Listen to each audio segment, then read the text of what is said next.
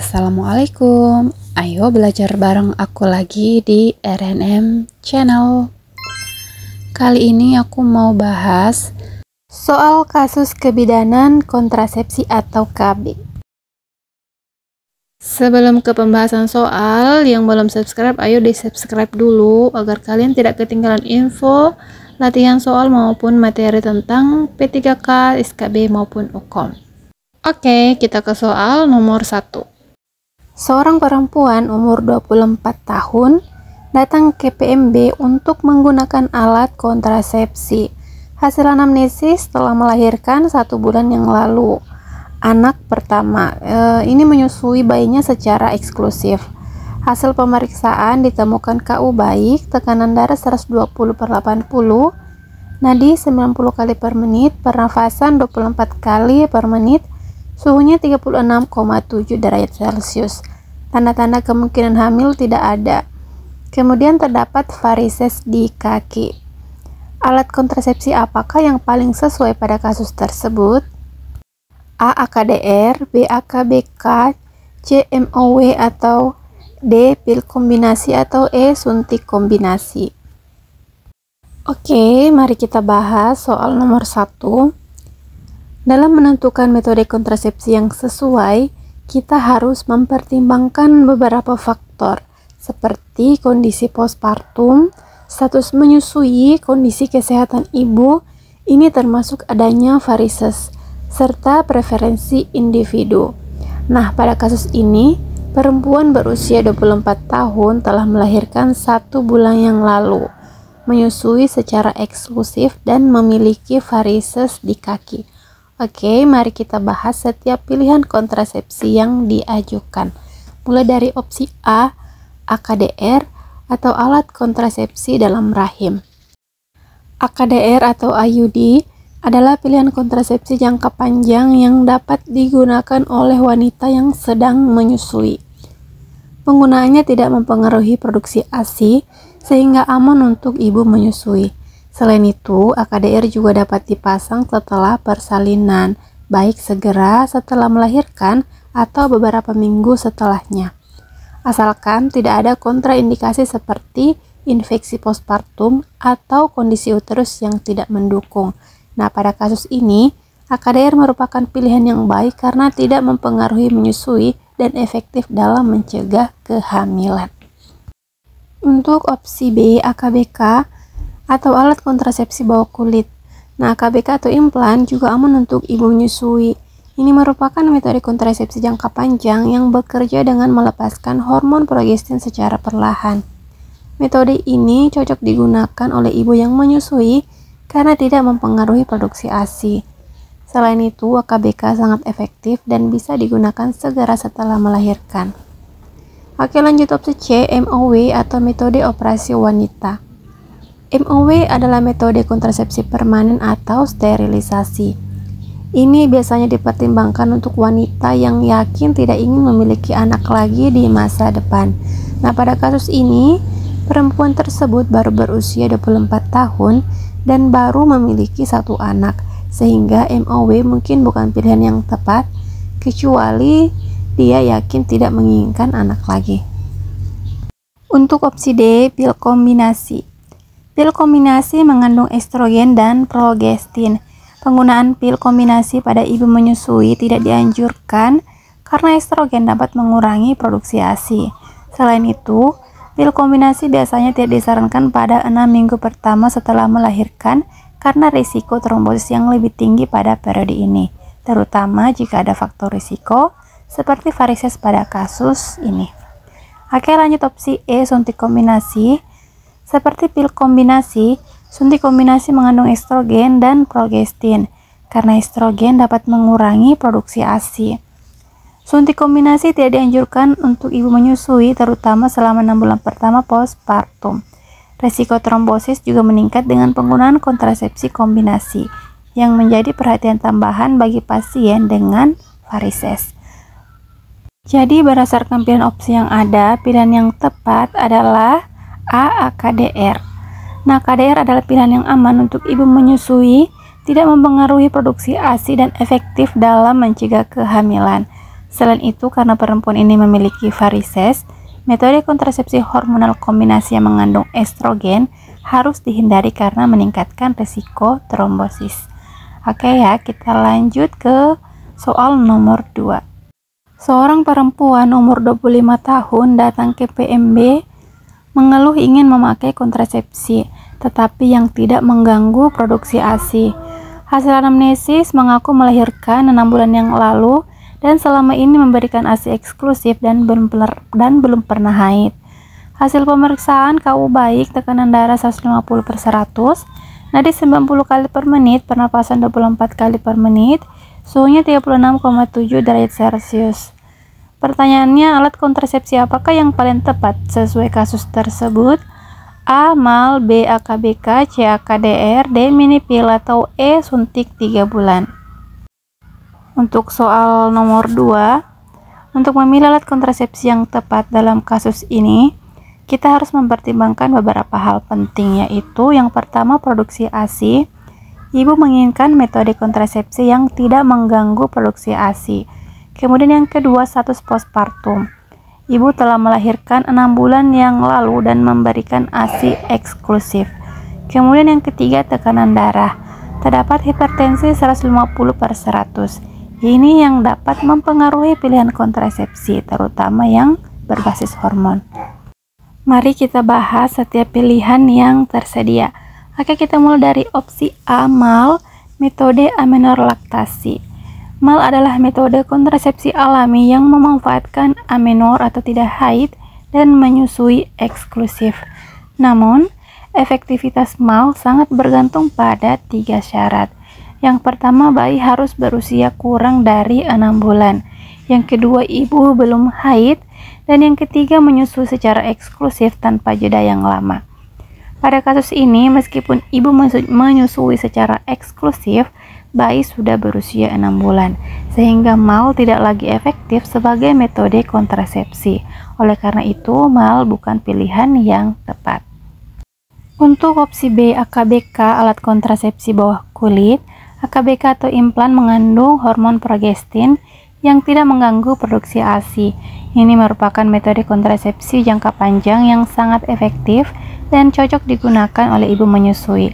Namun, karena ibu memiliki hipertensi, penggunaan kontrasepsi hormonal progestin dalam bentuk AKBK harus dievaluasi lebih lanjut. Meskipun progestin dianggap aman, ada baiknya mempertimbangkan metode non-hormonal untuk mengurangi risiko terkait hipertensi. Lanjut opsi C, AKDR, alat kontrasepsi dalam rahim. AKDR adalah metode kontrasepsi non-hormonal yang sangat efektif dan tidak mempengaruhi produksi ASI. Ini juga tidak memiliki efek samping yang berhubungan dengan tekanan darah, sehingga aman bagi ibu dengan hipertensi. AKDR dapat digunakan oleh ibu yang sedang menyusui, termasuk ibu yang sudah melahirkan 6 bulan yang lalu dan belum mendapatkan haid. Karena tidak mengandung hormon, AKDR tidak mempengaruhi kesehatan ibu secara sistematik termasuk hipertensinya. Opsi D, minipil. Minipil hanya mengandung hormon progestin dan tidak mengganggu produksi ASI, sehingga aman untuk ibu menyusui. Namun pada kasus ini ibu memiliki hipertensi, dan meskipun minipil umumnya lebih aman daripada pil kombinasi yang mengandung estrogen, ada risiko kecil terkait dengan hipertensi. Karena itu, minipil bisa menjadi pilihan tetapi bukan yang paling aman dibandingkan metode non-hormonal seperti AKDR. Kemudian untuk opsi E, suntik 3 bulan. Suntik 3 bulan mengandung hormon progestin dan tidak mempengaruhi produksi ASI. Namun, suntik progestin dapat meningkatkan risiko tekanan darah yang lebih tinggi pada beberapa individu, sehingga tidak ideal bagi pasien dengan hipertensi seperti pada kasus ini. Dari setiap penjelasan opsi yang ada, jawaban yang tepat adalah C, AKDR. AKDR adalah pilihan yang paling aman dalam kasus ini karena yang pertama tidak mempengaruhi produksi ASI, kedua tidak menambah risiko terkait hipertensi, ketiga efektif untuk mencegah kehamilan, dan yang keempat dapat digunakan jangka panjang tanpa intervensi hormonal. Oke, kita lanjut ke soal nomor 3. Seorang perempuan umur 30 tahun datang ke PMB mengatakan ingin memakai kontrasepsi untuk mengatur jarak kehamilan yang tidak mengganggu ASI. Hasil anamnesis melahirkan anak pertama 6 bulan yang lalu, selama ini memberikan ASI eksklusif dan belum pernah haid. Hasil pemeriksaan KU baik, tekanan darah 120/80, nadi 90 kali per menit, pernafasan 24 kali per menit, suhunya 36,7 derajat Celcius. Alat kontrasepsi apakah yang paling tepat untuk kasus di atas? A. Suntik 1 bulan, B. Suntik 3 bulan, C. Pil kombinasi bifasik, D. Pil kombinasi trifasik, atau E. Pil kombinasi minifasik. Oke, kita bahas untuk soal nomor 3. Dalam memilih metode kontrasepsi yang tepat untuk perempuan yang menyusui, ada beberapa hal penting yang harus diperhatikan, terutama terkait dampaknya terhadap produksi ASI. Di sini, perempuan berusia 30 tahun telah melahirkan 6 bulan yang lalu memberikan ASI eksklusif dan belum haid. Oke, mari kita tinjau setiap pilihan yang ada. Untuk opsi A, suntik 1 bulan. Suntik 1 bulan biasanya mengandung kombinasi estrogen dan progestin. Kontrasepsi yang mengandung estrogen dapat mempengaruhi produksi ASI, karena estrogen cenderung menurunkan produksi ASI. Oleh karena itu, suntik 1 bulan bukanlah pilihan terbaik untuk ibu menyusui, terutama jika dia memberikan ASI eksklusif. Lanjut opsi B, suntik 3 bulan. Suntik 3 bulan mengandung hormon progestin, ini tanpa estrogen, yang tidak mengganggu produksi ASI. Metode ini sangat cocok untuk ibu yang menyusui karena progestin aman digunakan selama masa menyusui dan tidak berdampak pada produksi ASI.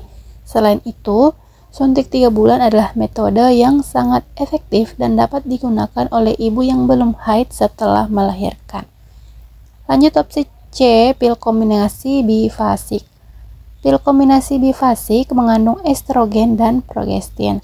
Karena ada kandungan estrogen, ini tidak dianjurkan untuk ibu yang menyusui karena bisa mengurangi produksi ASI. Jadi, pil ini bukan pilihan yang tepat untuk perempuan yang ingin menjaga produksi ASI tetap optimal. Untuk opsi D, pil kombinasi trifasik. Pil kombinasi trifasik juga mengandung estrogen dan progestin, namun dosisnya bervariasi pada setiap fase. Meskipun variasi dosisnya dirancang untuk meniru siklus menstruasi alami, pil ini tetap mengandung estrogen yang dapat mempengaruhi produksi ASI. Oleh karena itu, pil kombinasi trifasik tidak dianjurkan untuk ibu menyusui. Untuk opsi E, pil kombinasi minifasik. Pil kombinasi minifasik juga merupakan pil kombinasi yang mengandung estrogen dan progestin, meskipun dalam dosis yang lebih rendah. Namun, seperti pil kombinasi lainnya, estrogen dalam pil ini dapat mempengaruhi produksi ASI, maka ini bukanlah pilihan yang tepat untuk perempuan yang ingin menjaga produksi ASI. Jadi, jawaban yang benar untuk soal nomor 3 adalah B, suntik 3 bulan. Suntik 3 bulan adalah pilihan kontrasepsi yang paling tepat untuk perempuan menyusui dalam kasus ini. Suntik ini mengandung progestin yang tidak mempengaruhi produksi ASI, sangat efektif, dan bisa digunakan dengan aman oleh ibu yang menyusui serta belum mengalami menstruasi postpartum. Oke ya, kita lanjut ke soal nomor 4. Seorang perempuan umur 20 tahun datang bersama suaminya ke PMB mengatakan ingin ber-KB. Hasil anamnesis baru menikah 1 bulan yang lalu. Ingin menunda kehamilan selama 3 tahun. Hasil pemeriksaan KU baik, tekanan darah 120/80, nadinya 90 kali per menit, pernafasan 24 kali per menit, suhu 36,7 derajat Celcius. Tidak ada tanda-tanda kehamilan, planotesnya negatif. Pertanyaannya, alat kontrasepsi apakah yang paling tepat pada kasus tersebut? A. Pil, B. IUD, C. Suntik, D. Kondom, atau E. Metode kalender. Oke, kita bahas per opsi. Dalam kasus ini, seorang perempuan berusia 20 tahun yang baru menikah 1 bulan lalu ingin menunda kehamilan selama 3 tahun. Untuk memilih alat kontrasepsi yang paling tepat, kita harus mempertimbangkan beberapa faktor seperti efektivitas, kenyamanan, dan preferensi pasangan. Oke ya, kita bahas satu persatu. Untuk opsi A, pil kontrasepsi merupakan metode hormonal yang sangat efektif jika digunakan secara teratur. Pil ini mengandung kombinasi hormon estrogen dan progestin, pil kombinasi ya, atau hanya progestin atau mini pil. Karena perempuan ini sehat dan tidak ada kontraindikasi medis seperti hipertensi atau riwayat trombosis, pil kontrasepsi adalah pilihan yang sangat cocok untuk menunda kehamilan. Pil juga memungkinkan fleksibilitas karena penggunaannya bisa dihentikan kapan saja jika pasangan memutuskan untuk hamil sebelum 3 tahun. Lanjut untuk opsi B, IUD. IUD adalah alat kontrasepsi jangka panjang yang bisa digunakan hingga 5-10 tahun. IUD non-hormonal atau tembaga ini tidak mengandung hormon dan tidak mempengaruhi siklus menstruasi secara hormonal. Sedangkan IUD hormonal melepaskan progestin. Namun untuk perempuan yang baru menikah dan belum pernah memiliki anak, penggunaan IUD mungkin dirasa kurang nyaman karena pemasangannya melibatkan prosedur invasif. Meskipun aman dan efektif, IUD adalah metode yang sangat efektif tetapi mungkin kurang disukai oleh perempuan muda yang baru menikah. Oke, untuk opsi C, suntik. Suntik kontrasepsi biasanya diberikan setiap 1 atau 3 bulan tergantung jenisnya. Suntik progestin efektif dalam mencegah kehamilan, tetapi bisa menyebabkan perubahan siklus menstruasi seperti haid yang tidak teratur atau bahkan amenor atau tidak haid. Karena suntik kontrasepsi bersifat jangka pendek, pengguna harus kembali setiap beberapa bulan atau suntikan berikutnya. Jika pasangan ingin metode yang tidak membutuhkan banyak kunjungan, suntik mungkin kurang cocok, namun suntik tetap pilihan yang efektif. Untuk opsi D, kondom. Kondom adalah metode kontrasepsi penghalang yang sangat efektif jika digunakan dengan benar. Selain mencegah kehamilan, kondom juga melindungi dari infeksi menular seksual atau IMS. Namun, sebagai metode kontrasepsi utama, kondom memiliki tingkat kegagalan yang lebih tinggi dibandingkan metode hormonal atau IUD karena risiko penggunaan yang tidak konsisten atau salah. Oke, untuk opsi E, metode kalender. Metode kalender atau metode kesadaran kesuburan memerlukan pemantauan siklus menstruasi untuk menentukan hari subur. Ini adalah metode kontrasepsi alami yang membutuhkan pengetahuan yang baik tentang siklus menstruasi dan konsistensi dari kedua pasangan. Namun, metode ini memiliki tingkat kegagalan yang lebih tinggi dibandingkan metode hormonal atau penghalang dan mungkin kurang cocok bagi pasangan yang ingin menunda kehamilan selama beberapa tahun. Dari opsi yang ada, pilihan yang benar adalah A, pil. Pil kontrasepsi adalah pilihan yang paling tepat dalam kasus ini karena yang pertama, efektif dalam menunda kehamilan selama 3 tahun jika digunakan dengan benar. Kedua, fleksibel, bisa dihentikan kapan saja jika pasangan memutuskan ingin hamil sebelum 3 tahun. Dan yang ketiga, tidak ada kontraindikasi medis pada perempuan ini dan pil kontrasepsi nyaman serta dapat diandalkan. Pil kontrasepsi juga memberikan kendali kepada perempuan atas penggunaan kontrasepsi dan merupakan metode yang mudah diakses.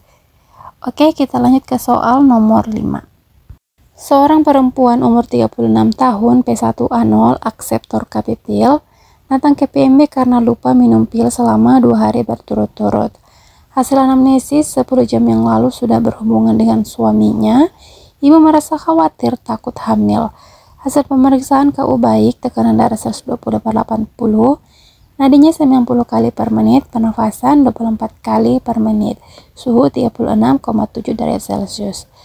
Pertanyaannya, tindakan apakah yang paling tepat dilakukan pada kasus tersebut?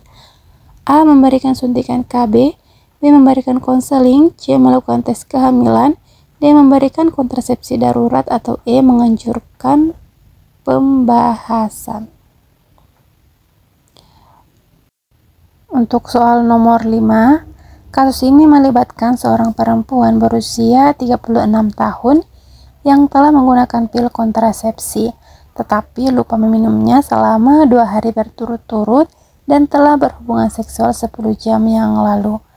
Pada situasi ini risiko kehamilan ada, terutama karena dia tidak menggunakan pil kontrasepsi secara konsisten dan tindakan yang tepat diperlukan untuk mencegah kehamilan yang tidak diinginkan. Oke, mari kita bahas setiap opsi tindakan yang tersedia. Untuk opsi A, memberikan suntikan KB. Memberikan suntikan KB seperti suntik 1 atau 3 bulan adalah metode kontrasepsi hormonal yang sangat efektif, tetapi tidak akan membantu mencegah kehamilan yang mungkin terjadi karena hubungan seksual yang sudah terjadi sebelumnya. Suntikan KB bekerja dengan cara mencegah ovulasi di masa mendatang, bukan mengatasi hubungan seksual yang baru saja terjadi. Karena itu, suntikan KB tidak tepat untuk mencegah kehamilan dalam kasus ini. Opsi B, memberikan konseling. Memberikan konseling kepada pasien penting untuk memastikan dia memahami pentingnya menggunakan kontrasepsi secara teratur dan konsisten. Namun, konseling saya tidak akan mengatasi masalah akut ini, yaitu risiko kehamilan setelah hubungan seksual. Konseling bisa menjadi bagian dari rencana jangka panjang, tetapi tidak tepat sebagai tindakan segera dalam kasus ini. Lanjut opsi C, melakukan tes kehamilan. Tes kehamilan akan mengukur apakah seseorang perempuan sudah hamil, tetapi pada kasus ini hubungan seksual baru terjadi 10 jam yang lalu. Tes kehamilan tidak akan memberikan hasil yang akurat sesaat setelah berhubungan karena implantasi belum terjadi. Biasanya tes kehamilan baru bisa dilakukan setelah 1-2 minggu dari hubungan seksual. Oleh karena itu, melakukan tes kehamilan tidak berguna pada tahap ini dan bukan langkah yang tepat. Opsi D, memberikan kontrasepsi darurat. Kontrasepsi darurat juga dikenal sebagai morning after pill. Ini adalah pilihan yang tepat dalam situasi ini. Kontrasepsi darurat efektif mencegah kehamilan jika digunakan segera setelah berhubungan seksual yang tidak terlindungi. Karena pasien baru saja berhubungan 10 jam yang lalu, pemberian kontrasepsi darurat masih dalam rentang waktu yang memungkinkan, biasanya hingga 72 jam setelah hubungan seksual. Meskipun semakin cepat diberikan, semakin efektif. Kontrasepsi darurat bekerja dengan mencegah ovulasi, fertilisasi, atau implantasi, tergantung pada fase siklus menstruasi. Oke, lanjut untuk opsi E, menganjurkan pembahasan. Menganjurkan pembahasan ini termasuk diskusi dengan suami atau penyedia layanan kesehatan, juga bisa bermanfaat dalam jangka panjang untuk perencanaan keluarga dan pemahaman lebih lanjut tentang penggunaan kontrasepsi. Namun, ini tidak menyelesaikan masalah akut, yaitu risiko kehamilan setelah hubungan seksual tanpa perlindungan akibat kelalaian minum pil. Jadi dari opsi yang diberikan, jawaban yang tepat adalah D, memberikan kontrasepsi darurat. Kontrasepsi darurat adalah tindakan yang paling tepat dalam kasus ini karena yang pertama, ibu telah lupa meminum pil selama 2 hari dan baru saja berhubungan seksual 10 jam yang lalu. Kedua, kontrasepsi darurat dapat mencegah kehamilan jika digunakan segera setelah hubungan seksual. Dan yang ketiga, ini adalah metode yang efektif untuk mencegah kehamilan yang tidak direncanakan dalam situasi darurat seperti kasus ini. Oke, udah selesai pembahasan soal kita kali ini. Semoga bermanfaat untuk teman-teman yang berjuang, baik itu di SKB, UKOM, P3K. Dan maaf kalau agak berisik, banyak background yang membantu tapi mengganggu. Oke, tetap semangat untuk semuanya, dan seperti biasa aku mau bacain salah satu kata bijak.